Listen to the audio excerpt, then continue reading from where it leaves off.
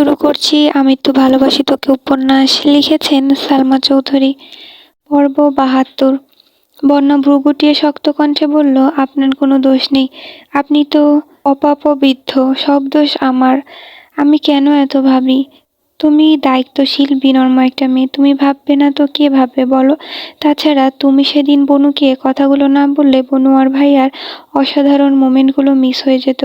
আর সবাইকে বিয়েতে রাজি করানোর জন্য ভাইয়াকে যে কোনো পর্যায়ে যেতে হতো। এখন আলহামদুলিল্লাহ সবকিছু আমি সামলে নিয়েছি। যা ঝড় গিয়েছে সব আমার উপর দিয়ে গিয়েছে। ভাইয়াকে খুব বেশি ফাইট করতে হয়নি।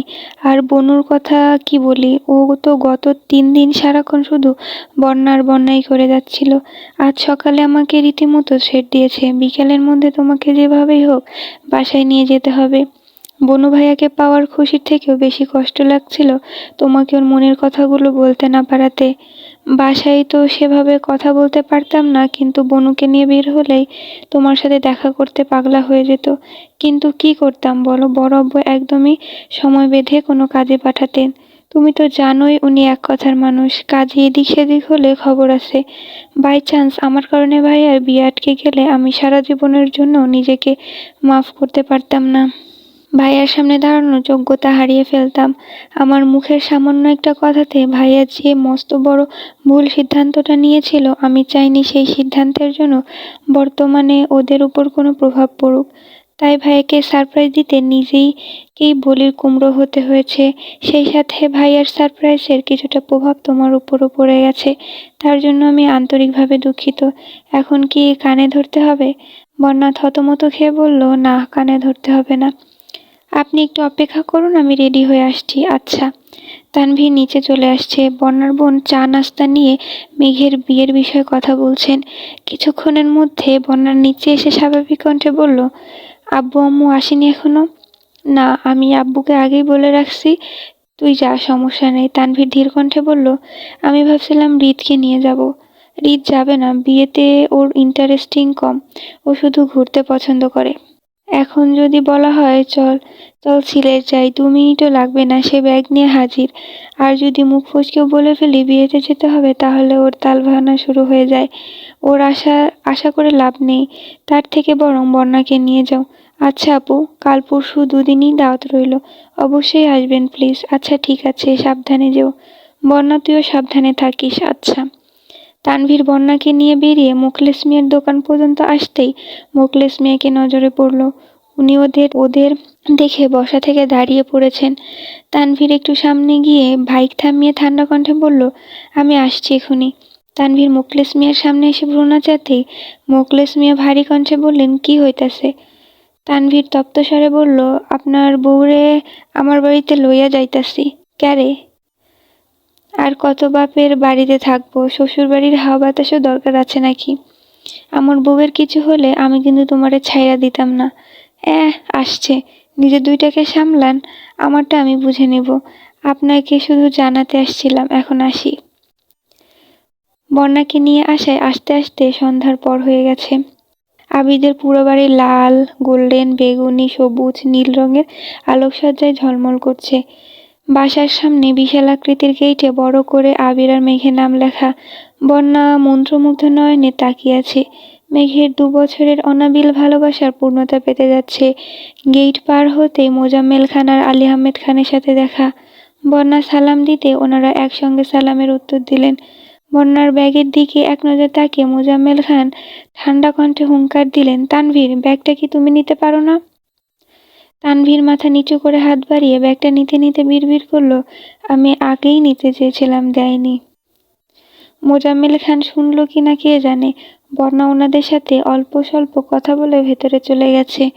ড্রয়িং রুমে ভর্তি আত্মীয় স্বজন। মেঘের মামাবাড়ির মানুষজনও ততক্ষণে চলে আসছে। মিমের মামাবাড়ি, খালাবাড়ি থেকেও অনেকে আসছে। তাছাড়া এলাকার মানুষ তো আছেই। এত এত মেহমান দেখে বন্যা মাথা নিচু করে দ্রুত মেঘের রুমে চলে আসছে। মেঘ লেহেঙ্গা পরে পুরোপুরি রেডি হয়ে বিছানায় বসে বসে বন্যাকে একের পর এক মেসেজ দিচ্ছে, বারবার কল দিচ্ছে। অকস্মাৎ বন্যা কোমল কণ্ঠে বলল, ননদিনী। মেঘ চোখ তুলে তাকিয়ে বন্যাকে দেখেই ছুটে গিয়ে বন্যাকে জড়িয়ে ধরে আবেগ জড়িত কণ্ঠে বলতে শুরু করলো, আমার খুব কান্না পাচ্ছিল, তোকে বারবার কল দিচ্ছি, মেসেজ করছিলাম, তুই রেসপন্স করছিলি না। আমি ভাবছিলাম তুই বোধহয় আসবিই না। এই আনন্দের দিন তুই আমার পাশে না থাকলে আমার সব আনন্দ মাটি হয়ে যেত। তুই বিশ্বাস করবি না, বড়ব্বু আমার ফোন নেওয়ার পর থেকে তোর সাথে একটু কথা বলার জন্য আমি কি পরিমাণ ছটফট করেছি। অন্য কারো ফোন দিয়ে কল দেওয়ার মতো অবস্থা ছিল না। বড়ব্বু এই 3 দিন অফিসেও যাননি, সারাক্ষণ বাড়িতে ছিলেন। ফেসিয়াল করতে পাঠানো, শপিংয়ে পাঠানো থেকে শুরু করে আমার খাওয়া, রেস্ট সবতেই উনি নজরদারি করেছেন। আমি সুযোগ পেলে ভাইয়াকে তোর কথা জিজ্ঞেস করতাম। ভাইয়া কবে নিজের কথা আমাকে বলবে, আমি সেই আশা পর্যন্ত করিনি। সকালে ভাইয়াকে বলেছি যদি তোকে আনতে না পারে তাহলে যেন আজ বাসায় না আসে। বন্যা মোলায়েম কণ্ঠে বলল, আমি সবই বুঝতে পেরেছি, কোনো সমস্যা নেই। তুই যে বিপদে ছিলি এটা ঠিকই বুঝতে পারছিলাম, কিন্তু আমার রাগ উঠেছিল তোর ভাইয়ের উপর। উনি মেসেজের রিপ্লাই করে না, ফোন নাম্বার ব্লক করে রাখছিল। হুট করে আজ কল দিয়ে বলল আগামীকাল বনুর বিয়ে। এই কথা শোনা মাত্র আমার মেজাজ মাত্রাতিরিক্ত খারাপ হয়ে গেছিল। সেই যে ফোন সাইলেন্ট করেছিলাম এখনো ওভাবেই আছে। সেসব ভেবে এখন মন খারাপ করে সাজ নষ্ট করতে হবে না বেবি। মেঘ বন্যাকে ছেড়ে আদুরে কণ্ঠে জিজ্ঞেস করল, আমাকে কেমন লাগছে বেবি? আমি আর উত্তর দেব না। আজ থেকে যত কমপ্লিমেন্ট দেওয়ার সব আমার ভাসুর দিবে। ওনার নির্লজ্জ মার্কা কমপ্লিমেন্ট শোনার কোনো ইচ্ছে নেই আমার। উনি এখন আর আগের মতো নেই। তানভীর গলা খাকারি দিয়ে আস্তে করে বলল, এই যে ব্যাগটা, মামা মামিদের সাথে কথা বলতে বলতে দেরি হয়ে গেছে। মেঘ আহ্লাদি কণ্ঠে বলল, ধন্যবাদ ভাইয়া, লাভ ইউ। থাক, এখন আর ভালোবাসা দেখাতে হবে না। দিছিলি তো বাসা থেকে বের করে। তোর বান্ধবীর রাগ না কমলে আমি এখন মোকলেস দাদার দোকানে সিঙ্গারা বেচতাম। মেঘ ফিক করে হেসে উঠল। তানভীর বন্যার দিকে তাকিয়ে স্বাভাবিক কণ্ঠে বলল, শাড়ি পরে তাড়াতাড়ি রেডি হও। যেতে যেতে আবার থামলো, ঘাড় ঘুরিয়ে হাসি মুখে বলল, লাভ ইউ টু। মেঘ চাপা স্বরে বলে উঠল, কাকে বলছো? বন্যা মেঘের দিকে তাকিয়ে রাগে কটমট করছে। তানভীর ভারী কণ্ঠে জানতে চাইল, কিছু বলছিস? না। বন্যা শাড়ি পরে মেঘের রুমে সাজুগুজু করছে। ধীরে ধীরে মেঘের মামিরাও মেঘকে দেখতে আসছে। জান্নাত আর আইরিন মিলে মিমকে জোর করে শাড়ি পরাচ্ছে। সব মিলিয়ে মোটামুটি 8-10 জন মেঘের রুমে উপস্থিত। লেহেঙ্গা পরার কারণে মেঘ ঠিক মতো নড়াচড়া করতে পারছে না, তাই চুপচাপ বিছানায় বসে বসে সবার সাজগোজ দেখছে। আবির মেঘকে দেখতে মেঘের রুমের দরজায় এসে থমকে দাঁড়িয়েছে। রুম ভর্তি এত মানুষ দেখে সঙ্গে সঙ্গে কপাল কুঁচকাল। ঘাড় কাত করে মেঘকে দেখার চেষ্টা করলো। লেহেঙ্গা পরে রাজনারী সেজে বিছানার উপরে মাঝ বরাবর বসে আছে মেঘ। মেঘকে দেখেই আবিরের হৃৎস্পন্দন জোরালো হচ্ছে। কেউ দেখার আগেই আবির দরজা থেকে সরে কিছুটা দূরে গিয়ে উচ্চস্বরে ডাকলো, মেঘ। মেঘ বিছানা থেকে নামতে নামতে উত্তর দিল, জি। আবির পুনরায় ডাকলো, মেঘ। মেঘ 2 হাতে লেহেঙ্গা কিছুটা উঠিয়ে দরজা পর্যন্ত ছুটে গেল। দরজার সামনে আবিরকে না পেয়ে ভুরু কুঁচকে আবির কোথায় আছে সেটা দেখার জন্য ব্যালকনির দিকে ঝুঁকল। আচমকা মেঘের স্নিগ্ধ গালে ঠোঁট ছোঁয়ালো আবির। মেঘ পূর্ণ ব্যতীত আখিতে তাকানোর পূর্বেই আবির দ্রুত স্থান ত্যাগ করল। মেঘ গালে হাত রেখে থম মেরে দাঁড়িয়ে আছে। বুকের ভেতরে হৃৎপিণ্ডটা পিটপিট করছে। আবিরের অযাচিত কর্মকাণ্ডগুলো মেঘকে নাজেহাল করে দিচ্ছে। মেঘ পুনরায় রুমে চলে গেছে। আবির সিঁড়িতে নামতে নামতে ব্যস্ত কণ্ঠে বলল, প্রোগ্রাম কখন শুরু হবে? আলী আহমেদ খান ছেলের দিকে তাকিয়ে শক্ত কণ্ঠে বললেন, একটু ধৈর্য রাখো। 14 মিনিট 23 সেকেন্ড যাবৎ ধৈর্য ধরে বসে আছি, আর কত? আপনাদের বেশি দেরি হলে আমি কি মেঘকে নিয়ে প্রোগ্রাম শুরু করে দিব? আলী আহমেদ খান গুরুভার কণ্ঠে বললেন, 10 মিনিটের মধ্যে প্রোগ্রাম শুরু হবে, যাও এখন। আবির বিড়বিড় করতে করতে যাচ্ছে, 5 মিনিট হলে ভালো হতো। আলী আহমেদ খান আবিরের দিকে কয়েক সেকেন্ড তাকিয়ে থেকে হঠাৎ তপ্ত স্বরে মোজাম্মেল খানকে ডাকলেন। মোটামুটি 5-7 মিনিটের মধ্যে প্রোগ্রাম শুরু হয়েছে। সম্পূর্ণ ছাদ জুড়ে লাইটিং, বিশাল আকৃতির স্টেজ করা হয়েছে। ক্যামেরাম্যানরা আবির মেঘের ছবি তোলায় ব্যস্ত। আইরিন মিম নাচের প্রিপারেশন নিচ্ছে। তানভীর, সাকিব সবাইকে ঠিকঠাক মতো বসাচ্ছে। গানের লিস্ট ঠিক করেছে। নিচের মেইন গেটের বাহিরে বিরিয়ানি রান্না হচ্ছে। মোজাম্মেল খান নিচ থেকে তানভীরকে কল দিচ্ছেন। তানভীর কল রিসিভ করে আসছি বলে দ্রুত নামতে গেল। আচমকা বন্যাকে সিঁড়ি দিয়ে উঠতে দেখে থামার চেষ্টা করলো। বন্যার পরনে ওয়াটার ওয়ার্ল্ড রঙের শাড়ি। প্রথমবারের মতো চুল ছেড়ে গর্জিয়াস লুকে সেজেছে। অনাড়ম্বর মেয়েটার এই চোখ ধাঁধানো সাজম্বর সাজে বিমোহিত তানভীর বন্যার দিকে তাকিয়ে থেকে উদাসভাবে সিঁড়ির পূর্বাস ঘেঁষে পা রাখতে নিয়ন্ত্রণ হারিয়ে হুমড়ি খেয়ে পড়তে নিল। আপতিত ঘটনায় তানভীরকে থামাতে উপায় না পেয়ে বন্যা দুহাতে তানভীরের বুক বরাবর হাত রেখে আটকানোর চেষ্টা করল। তানভীর নিজের উপর বল প্রয়োগ করে থামতে পারলে বন্যার হাতের কবজিতে চাপ খেয়েছে। তানভীরের ভেজা গাত্র, সেই সাথে ত্রৈমাত্রিক উদ্যত হৃৎস্পন্দন উপলব্ধি করতেই বন্যা উদ্বেগপূর্ণ কণ্ঠে জানতে চাইল, আপনি ঠিক আছেন? তানভীর সহসা এক ছিরি পেছাতেই বুকের উপর থাকা বন্যার হাতগুলো অচিরেই সরে গেল। বন্যা আস্তে করে নিজের হাত ছেড়ে পুনরায় জিজ্ঞেস করল, আপনি ব্যথা পাননি তো? তানভীর মুচকি এসে উত্তর না দিয়ে পাশ কাটিয়ে চলে যাচ্ছে। বন্যা কর্কশ কণ্ঠে ডাকল, এই যে ভিলেন। তানভীর আর চোখে তাকিয়ে মুচকি হেসে সম্মুখ গতিতে বলল, ব্যথা তো পেয়েছি, কিন্তু এই ব্যথা যে। বন্যা ভ্রুকুচকানো দেখে তানভীর থমথমে কণ্ঠে সরি সরি বলতে বলতে দৌড়ে নিচে চলে যাচ্ছে। তানভীর চলে যেতেই বন্যা শব্দহীন হাসল। স্টেজে আবির মেঘ পাশাপাশি বসা। আবির মেঘের দিকে তাকিয়ে মৃদু স্বরে ডাকল, শুন। বলুন। তোকে আজ লাবণ্যময়ী লাগছে। আমার কি ইচ্ছে করছে জানিস? মেঘ সূক্ষ্ম নেত্রে তাকিয়ে বিড়বিড় করল, না, আমি কিছু জানতে চাই না। আবির মুচকি হেসে বলল, কিন্তু আমি তো জানাতে চাই। মেঘ আর চোখে তাকাতেই আবির ভ্রু নাচালো। বরাবরের ন্যায় আজও আবিরের হাসিতে ঘায়েল হলো মেঘ। মুগ্ধ চোখে আবিরকে দেখছে।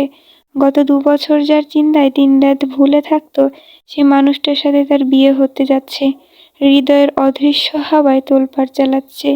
রাকিব গলা খাকারি দিতেই মেঘ দৃষ্টি সরালো, সাথে আবিরও। রাকিব অনেকক্ষণ আগে আসলেও আবিরের সামনে আসার সাহস পাচ্ছিল না এতক্ষণ। এখন সবার উপস্থিতিতে বুকে সাহস নিয়ে সামনে এসেছে।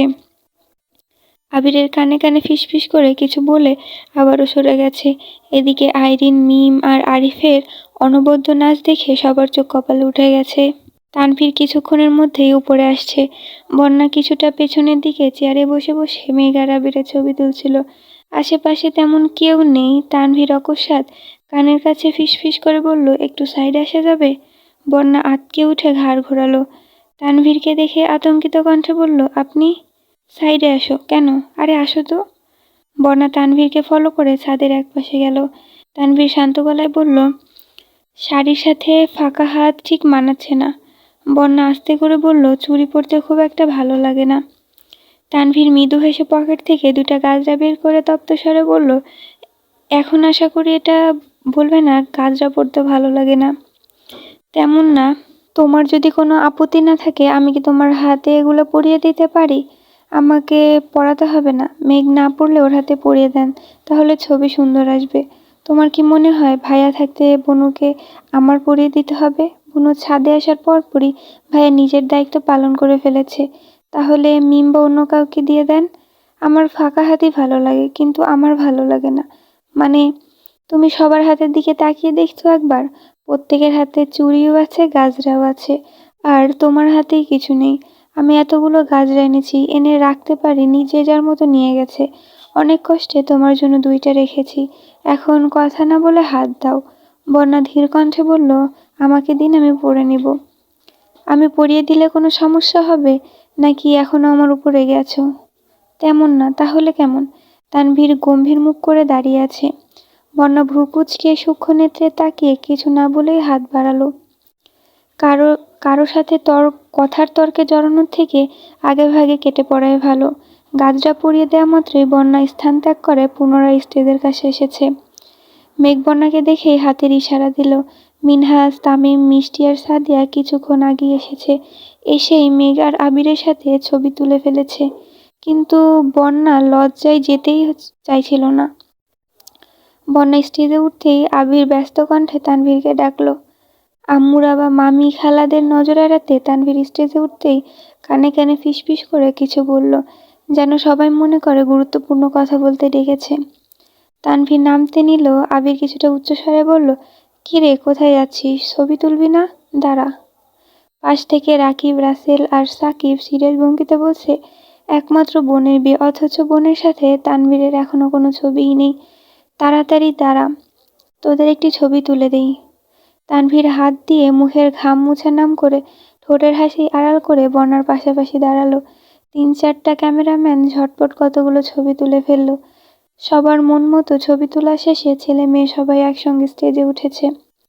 প্রায় 15-20 জন ছেলে ওয়াটার ওয়ার্ল্ড রঙের পাঞ্জাবি পরেছে, সাথে 20-22 জন মেয়ের পরনে ওয়াটার ওয়ার্ল্ড রঙের শাড়ি। যেই মিম আজ পর্যন্ত কোনোদিন শাড়ি পরেনি সেই মিমও আজ শাড়ি পরেছে। অল্প বয়স্ক মেয়েদের মধ্যে একমাত্র মালা ব্যতীত সবাই শাড়ি পরেছে। মালাকে জোর করেও শাড়ি পরানো যায়নি। গ্রুপ ছবি তোলার এক পর্যায়ে গুরুজনেরা চলে যেতে শুরু করেছেন। ছাদ মোটামুটি ফাঁকা হতেই কাপল ডান্স শুরু হয়েছে, যার সূচনা ছিল রাকিব, রিয়া আর আসিফ জান্নাত। গুরুজনদের সামনে ওরা এতক্ষণ ভদ্র থাকলেও এখন সব ভুলে নাচতে শুরু করেছে। টানা 3টা গানে নাচ শেষ করে আবির মেঘকে টেনে এনেছে। সবার রিকোয়েস্টের শুরুর দিকে মেঘ আর আবির 2টা গানে পারফর্ম করেছিল, কিন্তু আচমকা মোজাম্মেল খান আসতেই মেঘ লজ্জায় সেজে বসেছে আর উঠেইনি। এখন ছাদের দরজা বন্ধ করে মেঘকে উঠিয়েছে, তারপরও যেন লজ্জা না পায়। একদম লাস্টে আবির, মেঘ, রাকিব, রিয়া, আসিফ জান্নাত, তানভীর, বন্যা, আরিফ, মিম, মিনহাজ, মিষ্টি, তামিম, সাদিয়া, রাসেল, সোনিয়া, সাকিব, আইরিন সহ বাকি যারা ছিল সবাই একসঙ্গে হাওয়া হাওয়া গানে পারফর্ম করছে। আইরিন ভালো ডান্স পারে, শুধুমাত্র সেই কারণেই সাকিব আইরিনের সাথে ডান্স করতে রাজি হয়েছে। কিন্তু শুরুতেই করুণ কণ্ঠে বলে দিয়েছে, আমার গ্রামের একটা নিরীহ গার্লফ্রেন্ড আছে, ও রেগে গেলে একটু বলে দিও আমার কোনো দোষ নেই। সাকিবের এমন কথা শুনে আইরিন রাগে কটমট করে বলেছে, আমার সাথে ডান্স করতে বলেছে কি আপনাকে? আপনি আপনার কাজিনের সাথে ডান্স করেন। সাকিব সহাস্যে বলল, মালা করবে ডান্স, আর মানুষ পেল না। এই মেয়ে আসছে শুধু দেখতে আর নিজে জ্বলতে। আমি বারবার বলেছি নিজের কষ্ট বাড়াতে, শুধু শুধু যাস না। কে শুনে কার কথা, মন ভরে দেখতে আসছে, দেখুক। তোমাকে যেটা বলেছি সেটা করবা, ঠিক আছে? আচ্ছা। এদিকে আরিফ আর মিমের একটু পরপর ঝগড়া লাগা দেখে তানভীর দুটোকে শাস্তিস্বরূপ কাপল ডান্স করতে বলেছে। অনুষ্ঠান প্রায় শেষ পর্যায়ে, যে যার মতো গল্প করতে করতে নিচে চলে যাচ্ছে। কিছুক্ষণের মধ্যে মেহেদি দেওয়া শুরু করতে হবে। আবির আর তানভীর বিয়ের কেনাকাটা করতে মার্কেটে যাবে, তাই একটু তাড়াহুড়াতে প্রোগ্রাম শেষ করতে হয়েছে। বন্যা আর আইরিন গল্প করতে করতে নেমে গেছে। মিম হুট করে ওদের দেখতে না পেয়ে দৌড়ে নিচে নামতে গিয়ে ছাদের দরজায় হোঁচট খেয়ে সঙ্গে সঙ্গে চিৎকার করে বসে পড়েছে। 2 হাতে পা চেপে কান্না করছে। ছাদে সাউন্ড বক্সের শব্দের কারণে মিমের অল্প বিস্তর কান্নার শব্দে কেউ শুনতে পায়নি। আরিফ দরজা পর্যন্ত এসে মিমের কান্না শুনে কিছুটা চিন্তিত স্বরে জানতে চাইল কি হয়েছে। মিম কাঁদতে কাঁদতে বলল, হোঁচট খেয়েছি। আরিফ সঙ্গে সঙ্গে ফোনের ফ্ল্যাশ জ্বালিয়ে মিমের পায়ের কাছে ধরল। বৃদ্ধাঙ্গুল থেকে অনর্গল রক্ত বের হচ্ছে। মিমের 2 হাতে রক্ত লেগে আছে। আরিফ নিবিষ্ট কণ্ঠে বলতে শুরু করলো, শাড়ি পরে এভাবে কেউ ছোটাছুটি করে? দেখি হাতটা ধরো। মিম কাঁদতে কাঁদতে আরিফের হাতটা শক্ত করে ধরে বসা থেকে উঠল, কিন্তু ব্যথার চোটে পা ফেলতে পারছে না। আরিফ মিমের এক হাতে ধরে আস্তে আস্তে নামাচ্ছে। কোনো মতে নিচ পর্যন্ত গিয়ে মিম হাউমাউ করে কাঁদতে শুরু করে দিয়েছে। কি হয়েছে কি হয়েছে বলে আশেপাশে সবাই জড়ো হয়ে গেছে। আরিফ দৌড়ে ফার্স্ট এইড বক্স আনতে চলে গেছে।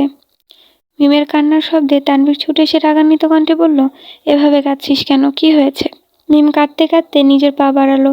তানভীর রক্তাক্ত আঙুল দেখে কপাল কুঁচকে গম্ভীর দৃষ্টিতে আরিফের দিকে তাকিয়ে চিৎকার করলো, এই আরিফ, তুইও কি ছোট মানুষ? এভাবে ব্যথা দিয়েছিস কেন? জান্নাত ফ্রিজ থেকে বরফ এনে দিল। মিম কাঁদতে কাঁদতে বলল, আরিফ ভাই কিছু করেনি, আমি হোঁচট খেয়ে পড়ে গেছিলাম। তানভীর ঘাড় ঘুরিয়ে আরিফের দিকে এক নজর তাকালো। আরিফ ফার্স্ট এইড বক্স হাতে মাথা নিচু করে দাঁড়িয়ে আছে। তানভীর হাত বাড়িয়ে স্বাভাবিক কণ্ঠে বলল, দে। পরপর মিমের দিকে তাকিয়ে তপ্ত স্বরে বলল, তুই কি হাঁটতে পারিস না? কথায় কথায় দৌড় দিতে বলে কে তোকে? কালকে বনুর বিয়ে আর তুই ব্যান্ডেজ বেঁধে ঘুরবি, এটা কি ভালো লাগবে? মিম কাঁদো কাঁদো কণ্ঠে বলল, আর এমন করবো না। ছাদে মেঘ, রিয়া, আবির, রাকিব, রাসেল, লিমন দাঁড়িয়ে গল্প করছে। মালা বরাবরের মতো দূরে একটা চেয়ারে নির্বাক ভঙ্গিতে বসে আসে। সবার হাসাহাসির মাঝে মেঘ হুট করে নিজের মাথা চেপে ধরে নিচে বসে পড়েছে। আবির সঙ্গে সঙ্গে মেঘকে ধরে উদ্বিগ্ন কণ্ঠে জিজ্ঞেস করল, এই কি হয়েছে তোর? মাথা ব্যথা করছে। মেঘের অল্প চাপেই মাথা ব্যথা শুরু হয়ে যায়। সেখানে সকাল থেকে ঠিকমতো খাওয়া নেই, সারাদিন বাইরে বাইরে ঘুরে ফটোশ্যুট করেছে, সন্ধ্যা থেকে ভারী লেহেঙ্গা পরে বসে আছে, তার উপর এতক্ষণ নাচানাচি করলো, সব মিলে মাথায় প্রচণ্ড ব্যথা শুরু হয়ে গেছে। আবির মেঘকে নিয়ে রুমে চলে গেছে। মেঘের দিকে তাকিয়ে ঠান্ডা কণ্ঠে বলল, তুই ফ্রেশ হয়ে আয়, আমি খাবার নিয়ে আসছি। আমি নিচে গিয়ে খেতে পারবো, তোকে ফ্রেশ হতে বলেছি। আবির নিচে গিয়ে মিমের অবস্থা দেখে কিছুক্ষণ দাঁড়ালো। উপরে মেঘের মাথা ব্যথা, নিচে মিমের পা কাটা। এই অবস্থায় কাকে কি বলবে বুঝতে পারল না। মেঘের জন্য খাবার নিয়ে আবার উপরে আসছে। অতিমাত্রায় ব্যথা সহ্য করতে না পেরে মেঘ মাথায় ওড়না বেঁধে রেখেছে। আবির অল্প অল্প করে মেঘকে খাইয়ে দিচ্ছে। হঠাৎ দরজা থেকে এক অপরিচিত কণ্ঠস্বর কানে আসলো, আসবো? আবির তেমন গুরুত্ব দেয়নি। মেঘ তাকে মৃদু হেসে বলল, মুন্নি আপু আসুন। মেঘের খাওয়া প্রায় শেষ। আবির প্লেট হাতে নিয়ে মাথা নিচু করে বেরিয়ে গেছে। মুন্নি মেঘের দিকে তাকিয়ে উদ্বিগ্ন কণ্ঠে বলল, মাথায় ওড়না বেঁধে রেখেছো কেন? মাথা ব্যথা? হ্যাঁ, সারাদিন ঘুরতে ঘুরতে আর পারছি না। আপু আপনি এত দেরি করে আসলেন কেন? আপনাকে না বলেছিলাম সন্ধ্যায় আসতে? কিভাবে আসবো বলো? রান্না করে বাবুকে খাইয়ে ঘুম পাড়িয়ে রেখে আসছি। এখন বলো, মেহেদি দেওয়ার মতো ধৈর্য আছে তোমার? মেঘ মাথায় হাত চেপে ধরে শক্ত কণ্ঠে বলল, না থাকলেও ধৈর্য রাখতে হবে, কাল যে আমার বিয়ে। মুন্নি মুচকি হেসে মেহেদি দেওয়া শুরু করলো। মেঘেদের এলাকার মুন্নি এখন সুপরিচিত মুখ। বউ সাজাতে যেমন এক্সপার্ট, তেমনি মেহেদি দিতেও এক্সপার্ট। ওনার নিজস্ব পার্লার আছে, প্রায় অনেক বছর হবে। মেঘেদের বাসায় সবার সাথে মোটামুটি ভালো সম্পর্ক। আগে এক সময় ঈদে বাসায় বাসায় এসে মিম মেঘকে মেহেদি পরিয়ে দিয়ে যেত। এখন কয়েক বছর যাবৎ আসতে পারেন না, কারণ ওনার বাবুর 5-7 বছর বয়স। তাছাড়া পার্লারের চাপেও তেমন সুযোগ পান না। মেঘের মাথা ব্যথা শুনে কেউ আর মেঘের রুমে আসার সাহস করেনি। সবাই মিমের রুমে বসে মেহেদি দিচ্ছে। আবির ফ্রেশ হয়ে একটা ফুল হাতা টি শার্ট পরে মোটামুটি রেডি হয়ে ওষুধ নিয়ে মেঘের রুমে আসছে। ততক্ষণে মেঘের এক হাতের অর্ধেক মেহেদি দেওয়া হয়েছে। আবির মেঘের দিকে তাকিয়ে শীতল কণ্ঠে বলল, ওষুধ খেয়েছিস? না। আবির কপালে আলতোভাবে হাত রেখে উষ্ণ স্বরে জানতে চাইল, ব্যথা বেশি? আবির একটা ওষুধ খুলে মেঘকে খাইয়ে আকুল কণ্ঠে বলল, টেনশন করিস না, কিছুক্ষণের মধ্যে কমে যাবে। মুন্নি আপু 2-3 বার আবিরের দিকে তাকিয়েছে। আবির গ্লাস টেবিলে রাখতে রাখতে শান্ত স্বরে বলল, আমি শপিংয়ে যাচ্ছি, তোকে ছবি পাঠাবো, ফোন কাছে রাখিস। আচ্ছা। আবির যেতে নিয়ে আবারও থমকালো। মেঘের হাতের দিকে তাকিয়ে মোলায়েম কণ্ঠে বলল, আপু নামের জায়গাটা ফাঁকা রাখবেন, আমি এসে নাম লিখে দিব। মুন্নি আবিরের দিকে স্পষ্ট দৃষ্টিতে তাকিয়ে হেসে বলল, ঠিক আছে ভাই, তোমার নাম তুমিই লিখে দিও। আবির রুম থেকে বেরিয়ে গেছে। মুন্নি মিটিমিটি হাসছে আর মেঘকে মেহেদি দিয়ে দিচ্ছে। মেঘ কিছুক্ষণ পর্যবেক্ষণ করে উদ্বিগ্ন কণ্ঠে জিজ্ঞেস করলেন, আপু আপনি হাসছেন কেন? এমনিতেই হাসি পাচ্ছে। আপনি কি আবির ভাইকে নিয়ে হাসছেন? মাত্র যে আসছিল তার নাম কি আবির? জি। মুন্নি কপালে কয়েক স্তর ভাঁজ ফেলে গুরুতর কণ্ঠে বলে উঠল, ওর অন্য একটা নাম আছে না? আছে, কিন্তু সবাই এই নামেই চিনে। অন্য নামটা কি? সাজ্জাদুল খান। ইয়েস, সাজ্জাদ, মনে পড়েছে। কি হয়েছে আপু? আপনি কি ওনাকে আগে থেকে চিনেন? কিন্তু উনি তো এত বছর দেশের বাইরে ছিল। আপনি কিভাবে চিনবেন? মুন্নি মলিন হেসে জিজ্ঞেস করল, সে তোমাকে খুব ভালোবাসে তাই না? অনেক ভালোবাসে। তোমাদের রিলেশনের বিয়ে? জি, মোটামুটি। কত বছরের? জানি না, আমি ওনাকে শুধু 2 বছর যাবৎ পছন্দ করি, কিন্তু ওনারটা জানি না। আমি যদি ভুল না করি, সাজ্জাদ মানে তোমার আবির ভাই তোমাকে কমপক্ষে 15 বছর ধরে পছন্দ করে, আর সেটা খুব পছন্দ না, যাকে বলে পাগলের মতো। মেঘ নির্বাক চোখে তাকিয়ে জিজ্ঞেস করলো, আপনি কিভাবে জানেন? একটা গল্প শুনবে? জি। আজ থেকে প্রায় 15-16 বছর আগের কথা। তখন আমার নতুন বিয়ে হয়েছে, বছরখানেক হবে হয়তো। আমি আগে থেকেই পার্লারের কাজ টুকটাক জানতাম, তাই আমার হাজবেন্ড বাসাতেই পার্লার খুলে দিয়েছিল। তখনও আমাকে তেমন কেউ চিনত না। হালকা পাতলা মেকআপ, ফেসিয়াল আর টুকিটাকি মেহেদি দিয়ে দিতাম। হঠাৎ একদিন খেয়াল করলাম একটা ছেলে আমাদের বাসার অপর পাশে দাঁড়িয়ে আমাদের বাসার দিকে তাকিয়ে আছে। ছেলের বয়স 12 থেকে 13 বছরের বেশি হবে না। আমি তেমন একটা গুরুত্ব দিলাম না।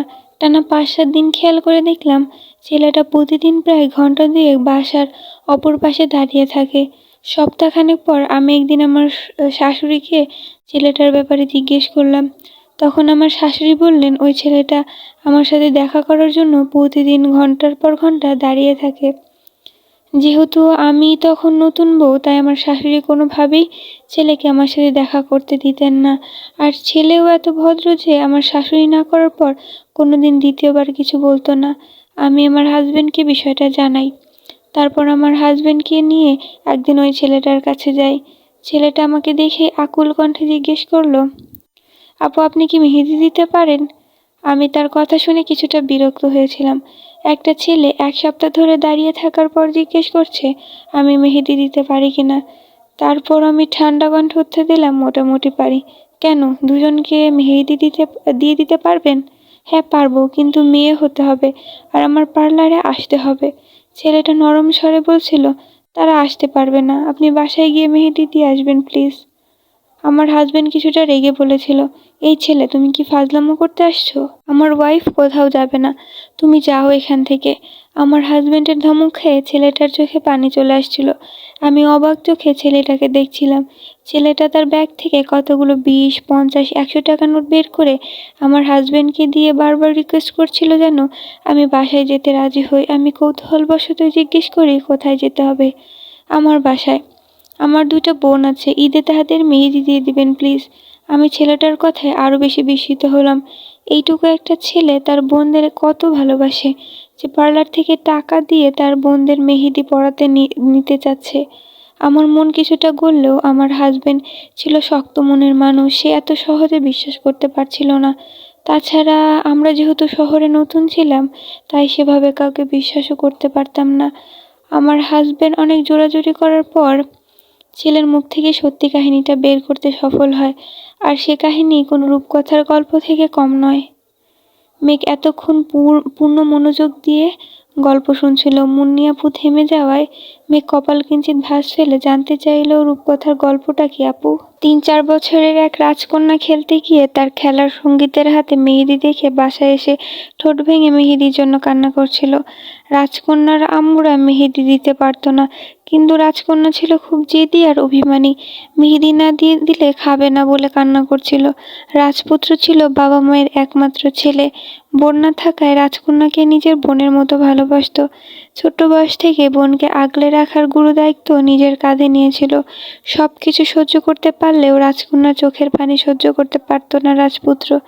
বাড়ি ফিরে বোনের চোখে পানি দেখে আঁতকে উঠেছিল।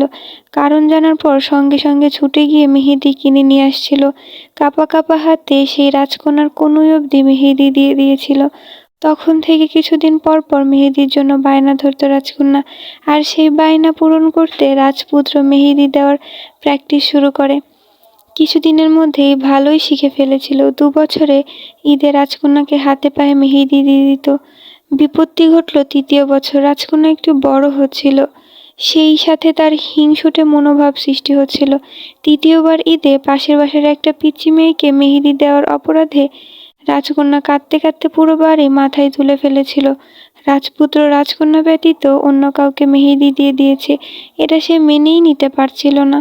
অবুঝ রাজকন্যার পাগলামিতে রাজপুত্র যে কিভাবে পাগল হয়েছে সে নিজেও বুঝতে পারেনি। হঠাৎ রাজপুত্র গুরুতর অসুস্থ হয়ে গেল। তখন রাজকন্যার আবেগ জড়ানো কান্না আর নিষ্পাপ হৃদয়ের প্রতিজ্ঞা রাজপুত্র নিজের কল্পনায় অন্য এক জগৎ তৈরি করল। সেই জগতে রাজকন্যাকে বোন নয় বরং প্রিয়তমার আসনে বসানো। রাজকন্যার প্রতি মনোভাব বদলাতে শুরু করলো। সেই সাথে বাড়তে লাগলো আতঙ্ক। কারণ রাজপুত্রের বাসায় তখন ছোট আরেকটা বোন ছিল, তার বয়স 2 কি 3। রাজকন্যার এই হিংসুটে মনোভাবের জন্য সবসময় আতঙ্কে থাকতো রাজপুত্র। রাজপুত্রের কারো সাথে মিশতে দিতে না চাওয়া, কোমল মনের আকুতি, রাজপুত্রের প্রতি তীব্র অধিকার বোধ, সবেতেই ভীত হয়ে রাজপুত্র। সামনে ঈদ ঘনিয়ে আসছিল। প্রতি বছরের মতো মেহেদি দেওয়ার গুরুদায়িত্ব তার উপরই পড়ত। কিন্তু সে ভীত ছিল। আগের বছর পাশের বাসার পিচ্চিকে মেহেদি দেওয়া অপরাধে কান্না করে বাসার কেউ সেভাবে কান্নায় বাসার কেউ সেভাবে গুরুত্ব দেয়নি, কিন্তু এবছর নিজের বাসার চাচাতো বোনকে মেহেদি দেওয়ার অপরাধে যদি আবারও একই কাজ করে তখন কি হবে? আগের বছর পর্যন্ত রাজকন্যা শুধু তার বোন থাকলেও পরের বছর নাগাদ রাজকন্যার প্রতি নতুন অনুভূতি জন্মেছিল।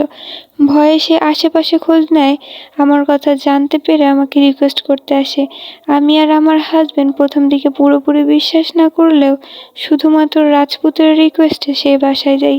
অভিমানী রাজকন্যা রাজপুত্র ছাড়া কারো থেকে মেহেদি পরতে রাজি না। দীর্ঘ সময় বুঝিয়ে আমি তাকে মেহেদি পরাতে সফল হই। সেই থেকে আজ পর্যন্ত প্রতিটা ঈদে আমিই তাকে মেহেদি পরিয়ে দিই। মেঘ আশ্চর্য নয়নে চেয়ে আছে। মুন্নি আপু মুচকি হেসে ফের বললেন, আশা করি বুঝেছ যে সেই রাজকন্যাটা তুমি আর রাজপুত্রটা তোমার আবির ভাই।